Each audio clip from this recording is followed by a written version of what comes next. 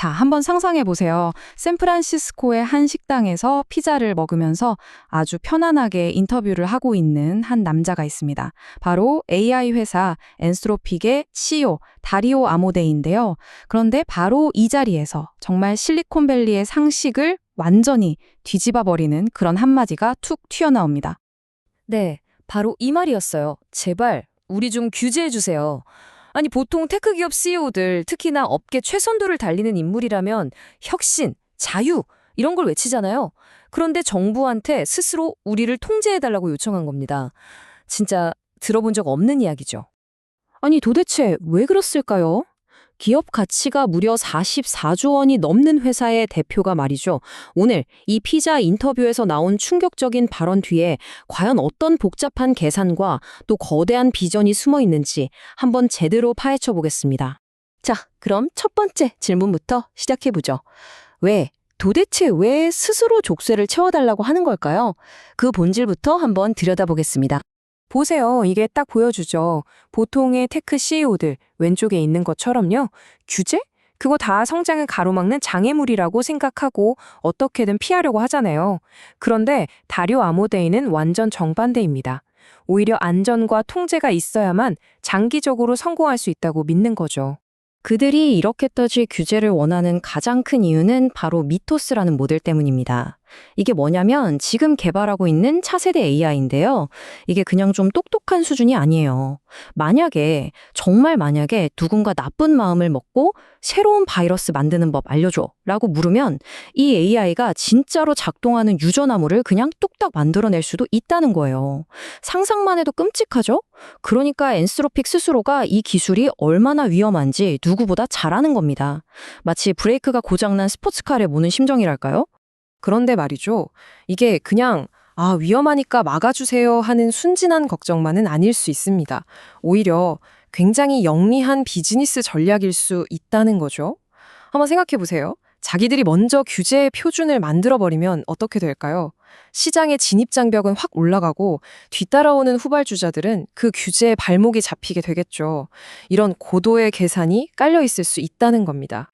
그리고 바로 이 숫자가 그 증거가 될 수 있습니다. 2천만 달러. 우리 돈으로 하면 약 293억 원. 이게 뭐냐면요. 엔스로픽이 슈퍼팩이라고 불리는 정치 후원단체에 기부한 돈입니다. 목적은 딱 하나. AI 안전 규제를 위해서요. 그러니까 이게 그냥 말로만 하는 게 아니라는 거죠. 이렇게 어마어마한 돈을 써가면서까지 적극적으로 규제를 요구하고 있는 겁니다. 자, 그렇다면 이들은 왜 이렇게까지 하는 걸까요?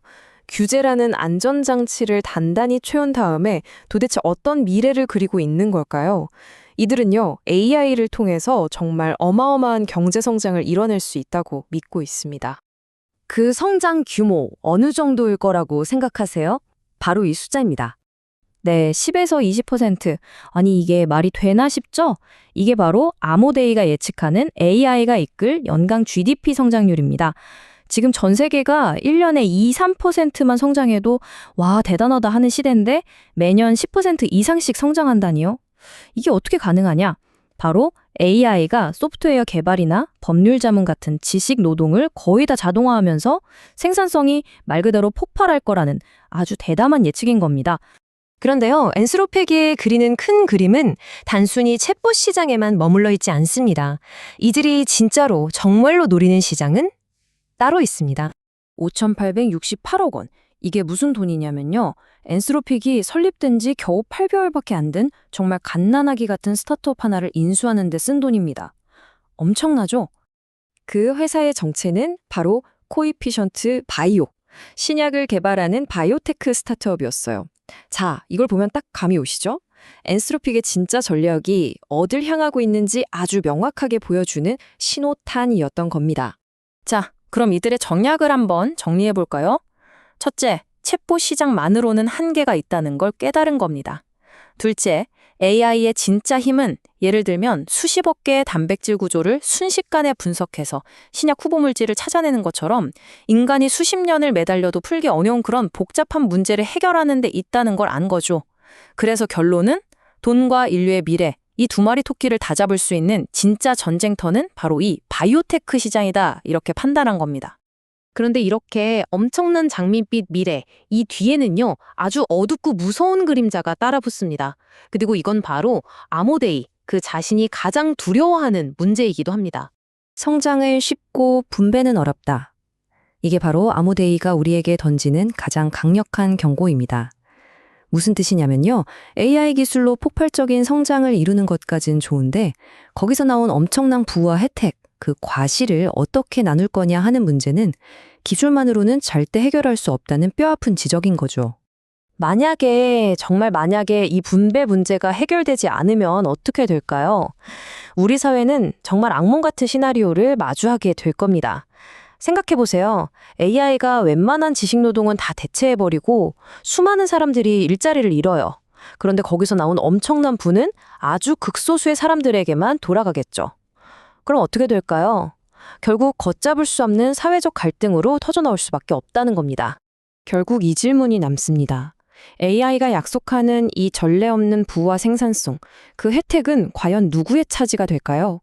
그리고 이 엄청난 기술의 발전이 정말 우리 모두를 위한 것이 되게 하려면 우리는 지금 무엇을 준비해야 할까요? 피자를 먹으며 던진 한 AI 천재의 이 충격적인 경고, 이건 이제 우리 모두가 함께 풀어야 할 숙제가 됐습니다.